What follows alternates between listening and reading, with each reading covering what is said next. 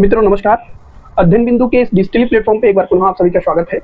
हम लोग current affair पढ़ रहे हैं और करंट अफेयर भी दो प्रकार से पढ़ने का प्रयास कर रहे हैं, एक कॉन्सेप्ट आधारित और एक वन लाइनर टाइप के जो क्वेश्चन आते हैं उनको बेस बनाते हुए हम लोग पढ़ रहे हैं। कॉन्सेप्ट क्यों पढ़ रहे हैं? किसी भी टॉपिक के होलिस्टिक व्यू को लेके करंट अफेयर के क्यों हम लोग जाने का प्रयास कर रहे हैं, क्योंकि आप देखे होंगे कि प्रारंभिक परीक्षा जो भी हो रही है ना, अभी एमसीक्यू टाइप का और विशेषकर आयोग के द्वारा, आयोग इन द सेंस यूपी लोक सेवा आयोग या बिहार लोक सेवा आयोग के द्वारा जो भी परीक्षाएं कंडक्ट करवाई जा रही हैं, उसमें क्या हो रहा है कि लगभग 60 से 65% क्वेश्चन किसी बड़े घटनाक्रम को बेस बनाते हुए उससे कूट के माध्यम से, मैचिंग के माध्यम से, विकल्प के माध्यम से या स्टेटमेंट के माध्यम से एक क्वेश्चन फॉर्मेट किया जा रहा है। और कुछ क्वेश्चन ऐसे हैं कि जस्ट वन लाइनर फॉर्म में करंट अफेयर का फॉर्मेट किया जा रहा है। इसी को ध्यान में रखते हुए हम लोगों ने ये कॉन्सेप्ट और वन लाइनर फैक्ट के ये जो करंट अफेयर का सेशन है इसको शुरू किया है। इसके पहले आज जो ये क्लास होने वाली है ना, इसके पहले हम लोगों ने ये जो फैक्ट कॉन्सेप्ट वाला क्लास है इसके 36 टॉपिक कर चुके हैं हम लोग, है ना। हम लोग का टारगेट कितना है? 100 टॉपिक करने का, है ना। और ये भी हम लोग कब से कर रहे हैं कि दिसंबर 2024 से और जून 2025 तक के घटनाक्रम को, 100 घटनाक्रम को, बड़े टॉपिक को हम लोग उठाए हैं। और ये जो घटनाक्रम हम ले रहे हैं ना, ये बहुत ही ऑथेंटिक मैगजीन है जो इन आयोग में के प्रारंभिक परीक्षा के लिए काफी प्रचलित मानी जाती है। जैसे घटनासार हो गया, घटना चक्र हो गया, क्रॉनिकल हो गया, प्रतियोगिता दर्पण हो गया, या परीक्षा वाणी की जो करंट अफेयर की आती है वो हो गया, परीक्षा मंथन का हो गया।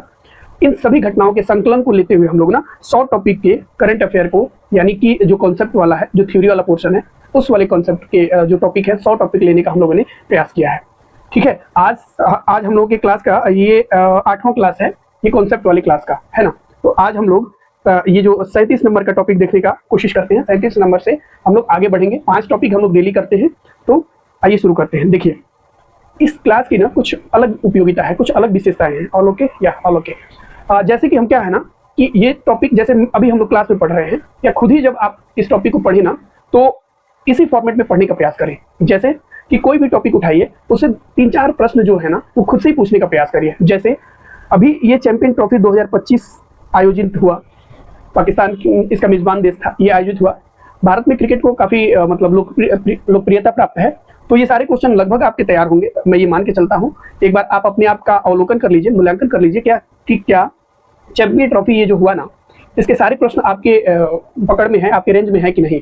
कहीं ऐसा कुछ तो नहीं है ना कि कुछ टॉपिक, कुछ पोर्शन, ये जो टॉपिक है आईसीसी चैंपियन ट्रॉफी 2025 से आपसे छूट तो नहीं रहा था। एक बार खुद ही मूल्यांकन करिए। देखिए, क्वेश्चन आंसर माध्यम से करंट अफेयर पढ़ेंगे ना तो चीजें ज्यादा याद होंगी, ना कि जस्ट एक घटनाक्रम को बनाते हुए। एक घटनाक्रम लीजिए, लेकिन उससे क्वेश्चन खुद ही पूछिए आप। और क्वेश्चन पूछने का आपका आधार क्या होना चाहिए? तो जो प्रीवियस ईयर के क्वेश्चन आए हैं करंट अफेयर के, उसी को आधार बनाइए। देखिए कैसे फॉर्मेट हुआ है और खुद ही आप उसी हिसाब अनुसार क्वेश्चन फॉर्मेट करिए। जो भी ये घटनाक्रम आप देख रहे हैं, पढ़ रहे हैं, सुन रहे हैं, जान रहे हैं, उसको आधार बनाते हैं। चलिए शुरुआत करते हैं हम लोग। देखिए, 2-4 मिनट जो भी क्लास के पहले की जो ये सेशन होता है ना, ये बहुत महत्वपूर्ण होता है। हाँ, मैं मानता हूँ कि 2-4 मिनट आपका वो यूजलेस हो जाता है, लेकिन इसकी उपयोगिता आप देखेंगे ना तो है तो थोड़ा सा समय, लेकिन इसका बहुत महत्व पड़ता है ना। ठीक है, आइए शुरू करते हैं। देखिए, champion trophy 2025, ICC champion trophy 2025। देखिए, जब हम पढ़ने जाए इसे तो क्या क्वेश्चन पूछेंगे कि ये कौन सा संस्करण था, है ना। चैंपियन ट्रॉफी हुआ, आईसीसी चैंपियन ट्रॉफी, इसके पहले भी ये चैंपियन ट्रॉफी हुआ होगा। तो हमको ये पूछना है परीक्षा के उपयोगिता के दृष्टि से कि किस क्रम का चैंपियन ट्रॉफी था। तो ये 9वें क्रम का चैंपियन ट्रॉफी था, है ना। इसके आयोजनकर्ता कौन सा देश था? तो पाकिस्तान ने इसका आयोजन किया था, यानी मेजबान देश जो था वो पाकिस्तान था। ठीक, कब से कब तक इसका आयोजन हुआ? चैंपियन ट्रॉफी में जितने भी मैच खेले गए, 11 मैच कुल हुए, उसमें उसका आयोजन कब से कब तक किया गया? तो 19 फरवरी से लेके 9 मार्च 2025 तक इसका आयोजन किया गया। ठीक, अगला क्वेश्चन कि इस प्रतियोगिता में कितनी टीमों ने भाग लिया? तो इस प्रतियोगिता में कुल 8 टीमों ने भाग लिया। ठीक, अगला प्रश्न हो सकता है कि विजेता और उप विजेता कौन थे, यानी किस देश ने इस चैंपियन ट्रॉफी के खिताब को जीता और किस देश को हराया। यानी जीता वो विजेता हो गया, जिसने हारा वो उप विजेता हो गया। फाइनल के मुकाबले में यही ना होता है। तो भारत ने न्यूजीलैंड को हराया, 4 विकेट से हराया, तो विजेता हो गया भारत और उप विजेता हो गया न्यूजीलैंड। तो ये 4 प्रश्न हम लोगों ने पढ़ा। क्या पढ़ा? फिर से एक बार प्रयास करते हैं हम लोग कि हम लोगों ने इससे कुछ याद हुआ कि नहीं। देखिए, champion trophy, ICC champion trophy 2025 कौन सा संस्करण था? तो 9वां संस्करण था। ठीक, कौन सा देश इसका मेजबानी किया? पाकिस्तान ने किया। ठीक, कब से कब तक आयोजित हुआ? तो 19 फरवरी 2025 से 9 मार्च 2025 था इसका आयोजन हुआ। फिर कितनी टीमों ने भाग लिया? तो 8 टीमों ने भाग लिया। कौन सा देश जीता? तो भारत जीता। किसको हराया? तो न्यूजीलैंड को हराया। अब अगला क्वेश्चन क्या बन सकता है, इसको देखें हम लोग। तो ये फाइनल मुकाबला कहाँ खेला गया? जो फाइनल मुकाबला हुआ उसको कहाँ खेला गया? तो दुबई में खेला गया। क्यों दुबई में खेला गया? क्योंकि भारत की जो फॉरेन पॉलिसी है उसके अनुसार भारत ने ये कहा कि मतलब आतंकवाद और खेल एक साथ नहीं हो सकता, एक देश में नहीं हो सकता। तो इसी का विरोध करते हुए भारत पाकिस्तान जाने से मना कर दिया। तो किसी न्यूट्रल जगह पे जहां दोनों देश सहमत हो वहां पे खेल का आयोजन करवाया गया। तो जब भारत पाकिस्तान फाइनल में पहुंच गया तो फाइनल में न्यूजीलैंड से मुकाबला दुबई में हुआ। ठीक, अगला क्वेश्चन क्या है कि फाइनल मुकाबले में मैन ऑफ द मैच कौन था? तो फाइनल मुकाबले में भारतीय कप्तान Rohit Sharma man of the match थे। ठीक, सारी चीजें ठीक चल रही है? हाँ, सब चीज ठीक है। और चैंपियन ट्रॉफी 2025 में गोल्डन बैट और गोल्डन बॉल का पुरस्कार किसने जीता? ये प्रश्न अभी तक जो भी ये चैंपियन ट्रॉफी पढ़ा गया है ना, इसमें सर्वाधिक महत्वपूर्ण है कि गोल्डन बैट किसने और गोल्डन बॉल किसने जीता। तो गोल्डन बैट किसने जीता? जिसने इस प्रतियोगिता में सबसे ज्यादा रन मारा होगा ना इस सीरीज में, उसी को गोल्डन बैट दिया गया होगा। और जिस बॉलर ने सबसे ज्यादा विकेट लिया होगा उसको गोल्डन बॉल दिया गया होगा। तो किसने? न्यूजीलैंड के बैट्समैन हैं रचिन रविंद्रन। रचिन रविंद्रन को गोल्डन बैट दिया गया, यानी रचिन रविंद्रन ने सबसे ज्यादा रन मारा। गोल्डन बॉल किसे दिया गया? तो न्यूजीलैंड के ही बॉलर थे मैट हेनरी को गोल्डन बॉल दिया गया। फिर अगला प्रश्न क्या हो सकता है कि आईसीसी द्वारा विजेता टीम को कितनी राशि प्रदान की गई? यानी जब भारत विजयी हुआ तो आईसीसी द्वारा, बीसीसीआई द्वारा नहीं, आईसीसी द्वारा कितना धनराशि दिया गया? तो $2.24 मिलियन का धन दिया गया विजेता टीम को, यानी भारत को। फिर भारत ने वर्ल्ड आईसीसी चैंपियन ट्रॉफी 2025 जीता, तो क्या इसके पहले भी भारत चैंपियन ट्रॉफी जीत चुका था कि पहली बार जीता? तो नहीं, भारत इसके पहले 2 बार चैंपियन ट्रॉफी जीत चुका था। कब? तो पहली बार 2002 में और दूसरी बार महेंद्र सिंह धोनी की कप्तानी में 2013 में इस चैंपियन ट्रॉफी को जीता। और अंतिम बार ये जो अभी जस्ट जीता है 2025 में, ये रोहित शर्मा की कप्तानी में जीता है। तो चैंपियन ट्रॉफी से जब हम पढ़ने जाएं तो हमारे लिए परीक्षा के दृष्टिकोण से इतने प्रश्न हमें जानकारी होने चाहिए। अगर जो इतने प्रश्न को हम लोगों ने ठीक से तैयार कर लिया तो यदि चैंपियन ट्रॉफी से कोई भी प्रश्न आता है तो उम्मीद है कि हम उन सारे प्रश्नों को करने की स्थिति में होंगे। ठीक, अगला प्रश्न देखिए, 38 नंबर का ये प्रश्न है। 38, टॉपिक नंबर 38 है। देखिए, 2 कंपनियां हैं भारत की, भारतीय रेलवे से संबंधित, यानी आईआरसीटी और आईआरएफसी। इसको नवरत्न कंपनी का दर्जा प्रदान किया गया है ना। तो ये अपने आप में महत्वपूर्ण हो जाता है। प्रश्न यहाँ से फॉर्मेट किए जा सकते हैं। देखिए कैसे पढ़ेंगे हम लोग, फिर क्वेश्चन पूछेंगे, कुछ क्वेश्चन ऐसे पूछेंगे जिससे हमें इस घटनाक्रम के मूल वास्तविकता का पता चलता है ना। ये घटना क्यों घटित हुई, क्या इसका इंपैक्ट था, इन सारी चीजों की जानकारी हमें उस प्रश्न के माध्यम से प्राप्त हो जाए। ठीक, तो पहला क्वेश्चन क्या है, यह दर्जा यानी कि नवरत्न का दर्जा आईआरसीटी और आईआरएफसी को कब प्रदान किया गया, कब दिया गया?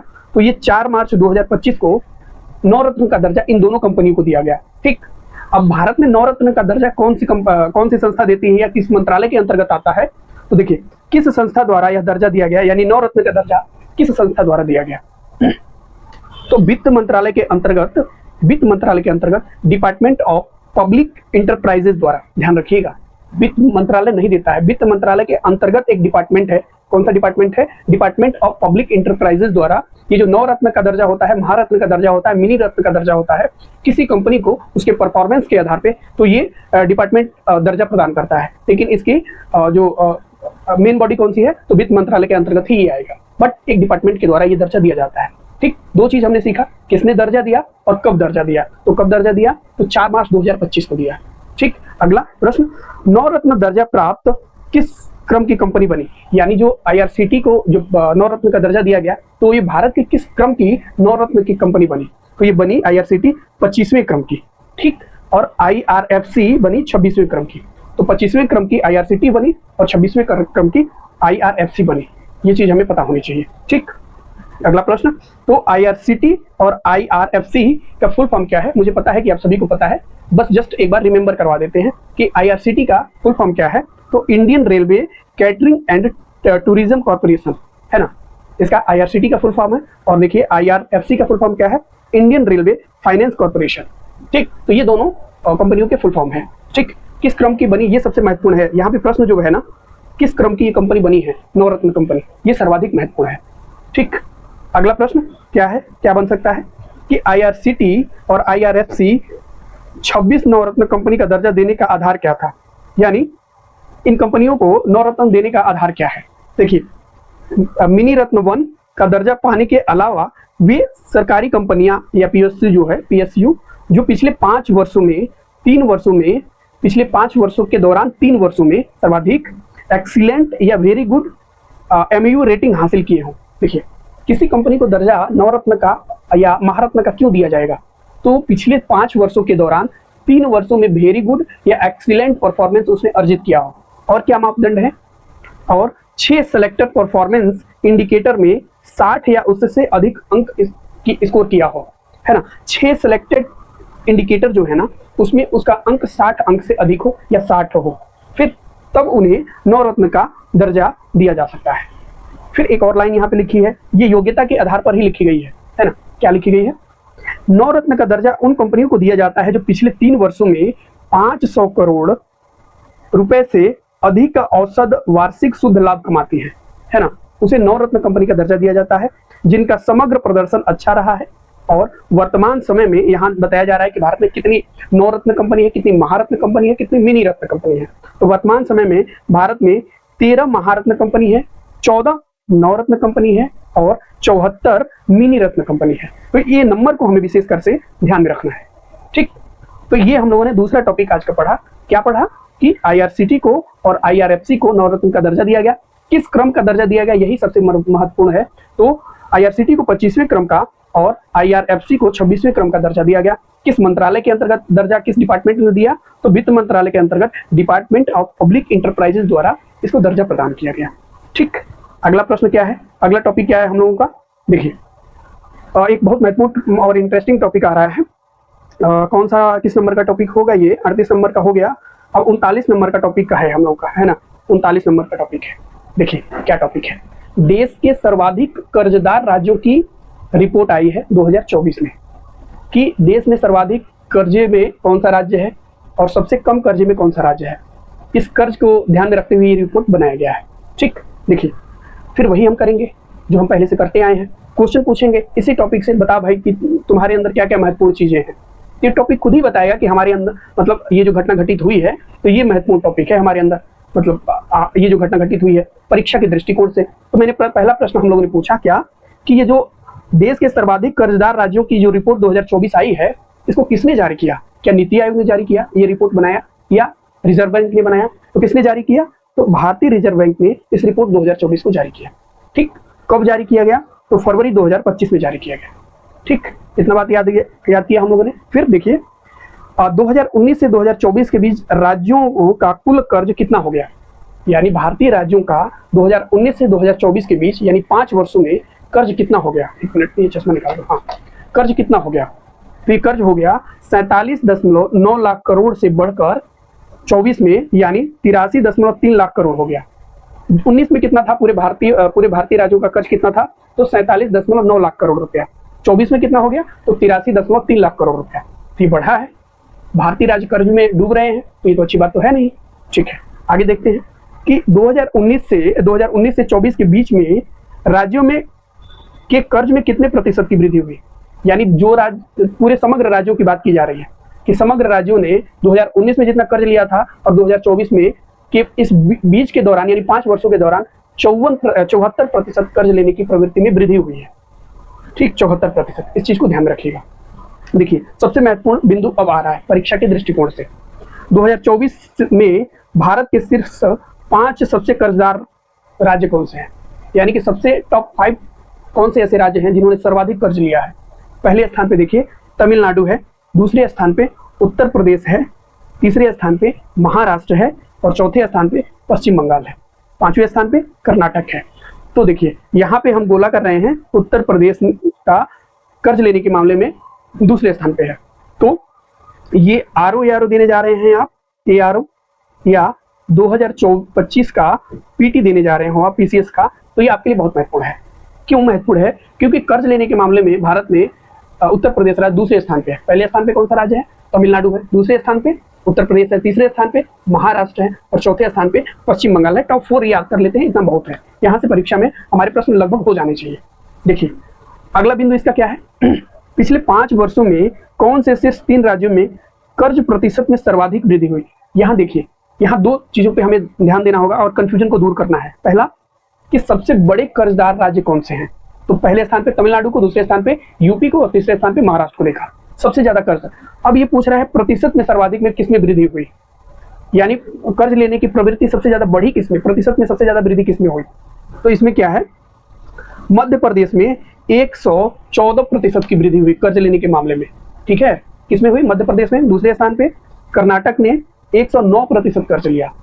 तीसरे स्थान पे तमिलनाडु में 108% कर्ज लेने की प्रवृत्ति में वृद्धि हुई। ठीक, तो इस चीज को हमें ध्यान में रखना है। एक मिनट, ये थोड़ा हम नीचे कर दें। हाँ ठीक है ठीक है ठीक है ठीक है ठीक है।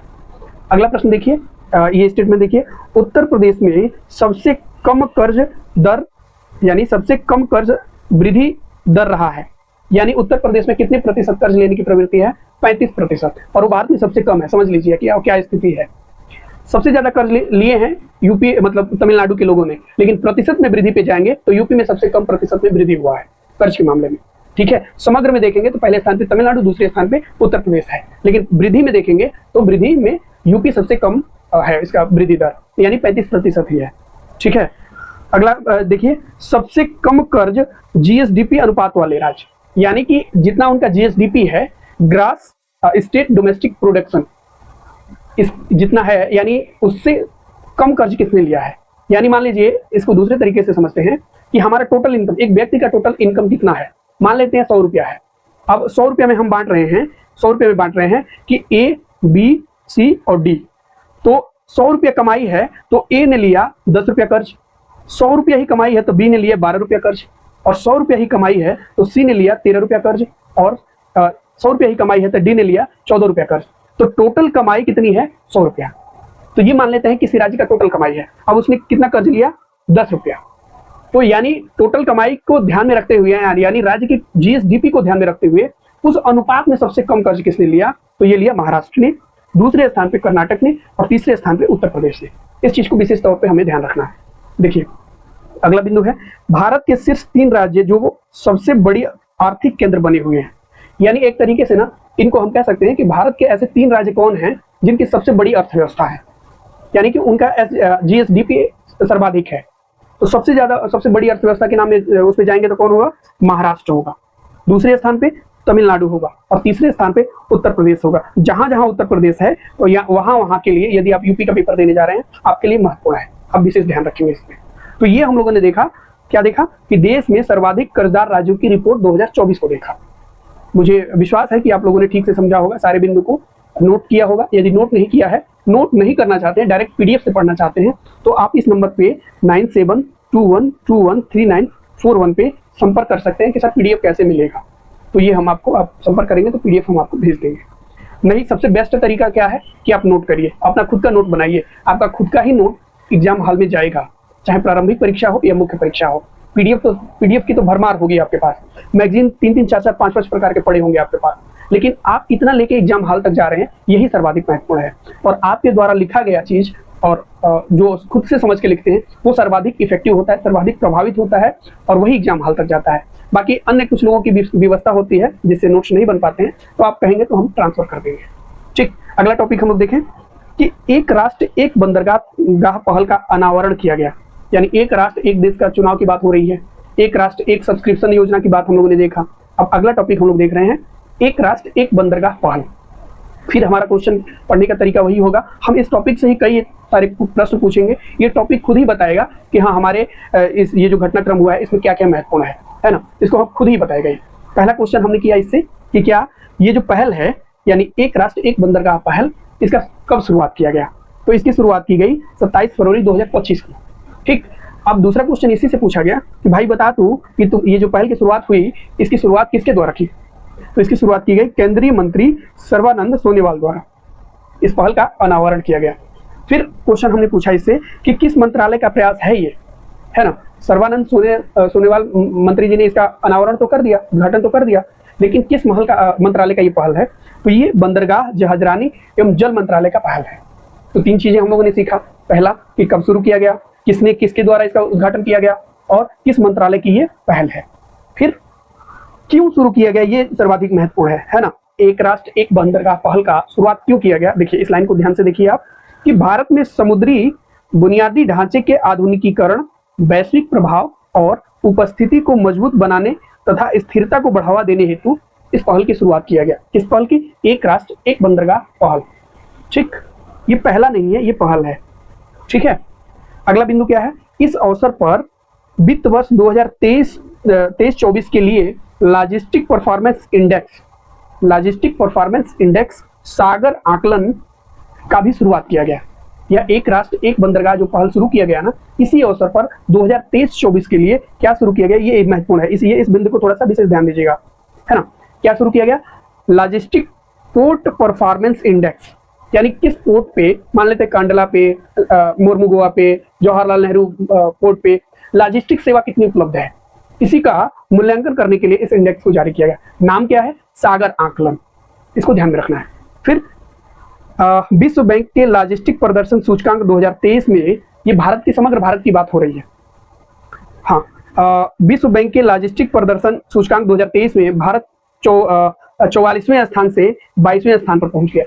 यानी कि भारत की रैंकिंग में सुधार हुआ है। 2023 में 44वें स्थान से 22वें स्थान पे आया है। यानी कि लॉजिस्टिक क्षेत्र में, यानी पोर्ट के लॉजिस्टिक क्षेत्र में गवर्नमेंट ने इन्वेस्ट किया है, निवेश किया है, रुचि दिखाई है और वहां पे सुधार के लिए काफी प्रयास किए गए हैं। इंडेक्स में सुधार यही तो दिखाता है कि इस दिशा में किए गए प्रयास कितने अच्छे हैं।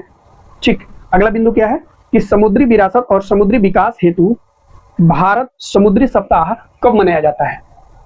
समुद्री विरासत और समुद्री विकास हेतु भारत समुद्री सप्ताह कब मनाया जाता है? तो इसे मनाया जाता है या 2025 में मनाया जाएगा। कब मनाया जाएगा? 27 से 31 अक्टूबर 2025 को मनाया जाएगा। इस बिंदु को विशेष ध्यान दीजिएगा। इस बिंदु को भारत समुद्री सप्ताह कब से कब तक मनाया जाएगा? विश्व बैंक के लॉजिस्टिक प्रदर्शन सूचकांक में भारत की क्या स्थिति बनी है 2023 के अनुसार? तो 44वें स्थान से 22वें स्थान पे आ गया है, सुधार हुआ है, इसको ध्यान में रखना है। और ये जो एक राष्ट्र एक बंदरगाह पहल है ना, उसी समय ये घोषणा किया गया कि 2023-24 के लिए लॉजिस्टिक पोर्ट परफॉर्मेंस सागर आकलन नाम से भारत के पोर्टों के ये जो लॉजिस्टिक परफॉर्मेंस को मूल्यांकन करने के लिए सागर आकलन से ये पहल या इंडेक्स की शुरुआत की जाएगी। तो ये पढ़ा हम लोगों ने एक राष्ट्र एक बंदरगाह पहल का अनावरण। ठीक है, आज का अंतिम टॉपिक हमारा है, हाँ ठीक है, इतना ही पढ़ते हैं। लास्ट टॉपिक है हमारा, एक मिनट, हाँ, आज का अंतिम टॉपिक है कि 8वां हिंद महासागर सम्मेलन। ठीक, 8वां हिंद महासागर सम्मेलन। ठीक है, फिर हमारा पढ़ने का अप्रोच वही होगा कि हम खुद ही इससे प्रश्न पूछेंगे कि भाई बताइए कि आप ये जो घटना घटित हुई या ये जो सम्मेलन हुआ, इसमें क्या क्या महत्वपूर्ण चीजें हैं। ठीक, ये खुद ही बताएगा। देखिए कैसे, हमने पहला क्वेश्चन पूछा इससे कि 8वां हिंद महासागर सम्मेलन का आयोजन कब किया गया। तो ये कब किया गया? 16 से 17 फरवरी 2025 को किया गया। ऑल ओके या ऑल ओके। फिर इसका आयोजन कहाँ किया गया? तो ये मस्कट यानी ओमान के मस्कट में 8वां हिंद महासागर सम्मेलन का आयोजन किया गया। ठीक है, कब से कब तक? तो 16 फरवरी से 17 फरवरी के बीच में 2025 में ओमान के मस्कट में किया गया। ठीक, किसके सहयोग से ये आयोजित हुआ? ये जो सम्मेलन है, महासम्मेलन है, 8वां हिंद महासागर सम्मेलन, तो ये किसके सहयोग से इसका शुरुआत किया गया, मतलब आयोजन हुआ?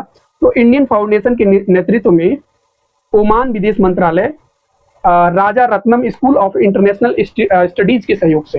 ये थोड़ा एक बड़ा नाम है, इसको ध्यान में रखेंगे। क्या? ओमान के विदेश मंत्रालय है और इंडियन फाउंडेशन का ये कौन से स्कूल ऑफ स्टडीज है? तो Rajaratnam school of international studies के सहयोग से इस सम्मेलन का आयोजन किया गया। फिर इसका थीम क्या था? थीम सर्वाधिक महत्वपूर्ण है। दो चीज महत्वपूर्ण है कि 8वां हिंद महासागर सम्मेलन कहाँ हुआ और इसकी थीम क्या थी। ठीक, ये दो महत्वपूर्ण है। तो हुआ कहाँ? मस्कट में, ओमान के मस्कट में। इसकी थीम क्या थी, इसे देखते हैं।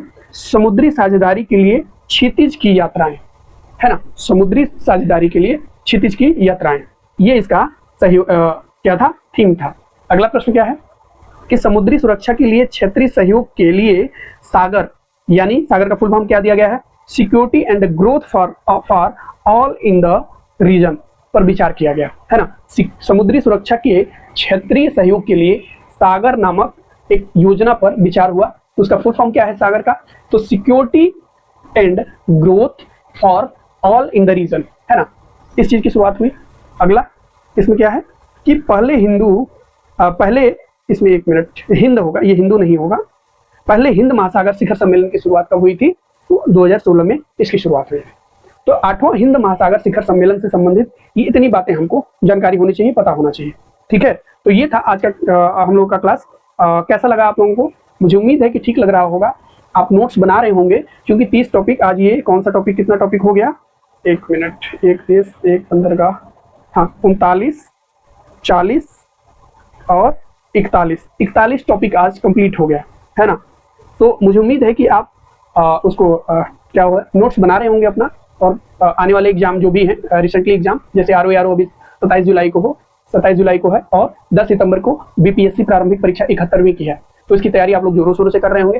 करंट अफेयर में जो भी हेल्प हो सकता है हम लोग करेंगे, हमारी इंस्टीट्यूट करेगा, है ना। वन लाइनर माध्यम से भी हम लोग कर रहे हैं और एक कॉन्सेप्ट वाले माध्यम से भी कर रहे हैं। ठीक है, पढ़ाई अपने कंटिन्यू रखिए क्योंकि पढ़ाई सर्वाधिक महत्वपूर्ण है। बस ब्रेक इसमें ना बहुत ज्यादा गैप मत रखिएगा, है ना। करंट अफेयर को 2-3 प्रकार से पढ़ने का फिर से, जैसे एक ये हम लोग दे ही रहे हैं, वन लाइनर भी हो गया और कॉन्सेप्ट वाला भी हो गया, तो इसको भी आधार बना के आप करंट अफेयर में कंफर्टेबल फील कर सकते हैं। ठीक है, आपको कैसा लगा? यदि आपको ये कंटेंट से आप अपने आप को रिलेट कर पा रहे हैं और चीजें आपको थोड़ा ठीक लग रही हैं, मतलब आपके फेवर में लग रहा है कि हाँ इस कंटेंट से आपको थोड़ा भी लाभ प्राप्त होगा, तो अगर जो ठीक लगे तो एक बार चैनल को सब्सक्राइब कर दें और वीडियो को लाइक भी कर दें। ठीक है बाबू, मिलते हैं हम लोग अगले वीडियो में। तब तक अपना ध्यान रखिए और पढ़ाई को जारी रखिए। ओके, बहुत बहुत धन्यवाद।